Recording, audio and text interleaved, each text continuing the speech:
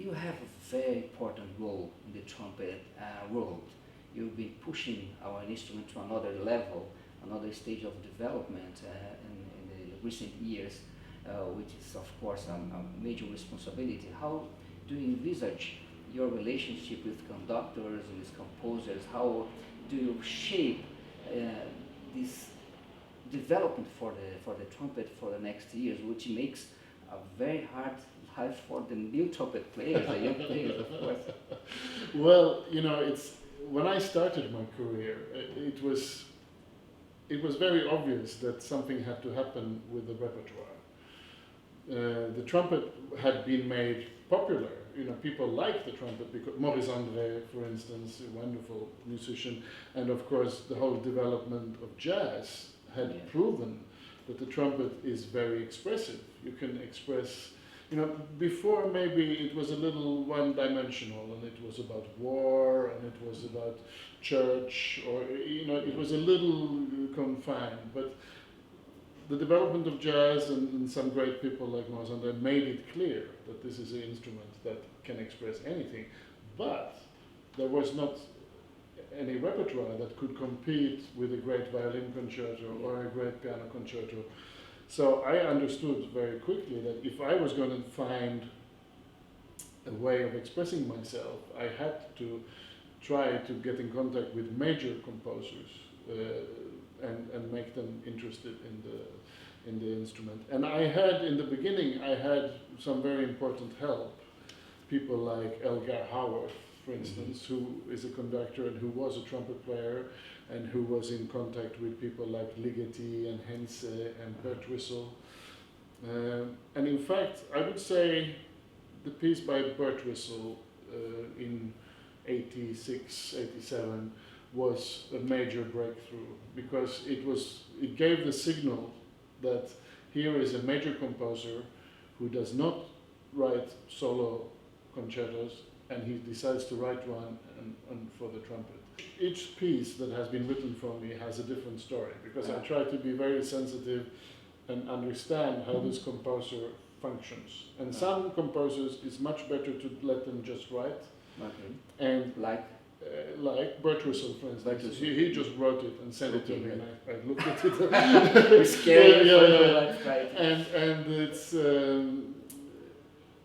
I think it's also, that's an advantage, because with the violin, as you say, everything is known, but with the trumpet it's unknown. Yeah. So it's more creative in a way. The possibility that a composer can give me his or her view of what the trumpet could be.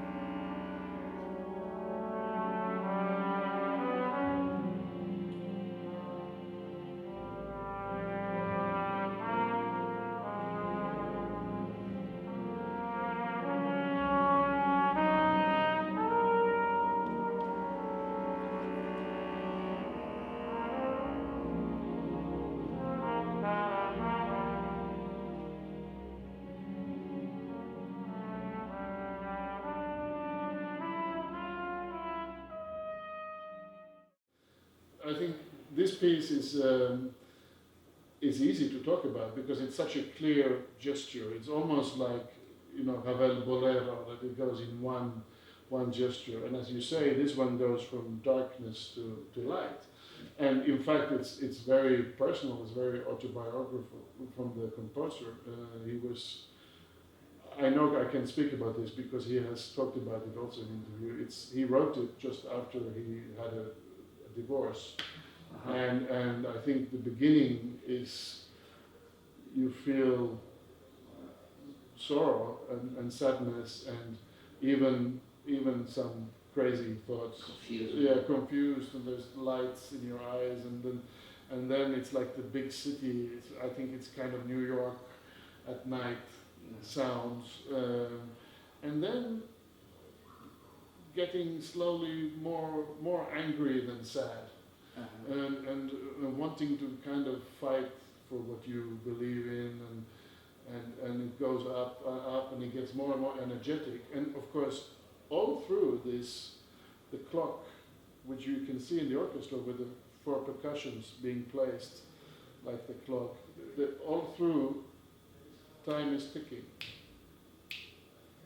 You know, we have the life goes up and down, but time keeps moving, and through the energy and finding maybe to go with time, it goes up to a place which is at least more relaxed at the end, and it ends in a peaceful place, and then at the very end, even time breaks. The clock, you can hear the clock breaking to bits. So it's quite, it's not pure program music, but it certainly has a story and a true story. And we are very happy to have you, an interpreter like you, to show us all of these feelings through the music, through the trumpet. And thanks a lot for being here. I could stay here speaking with you for hours about our love in music and trumpet, but it's now a great pleasure. Thank you. It's my pleasure.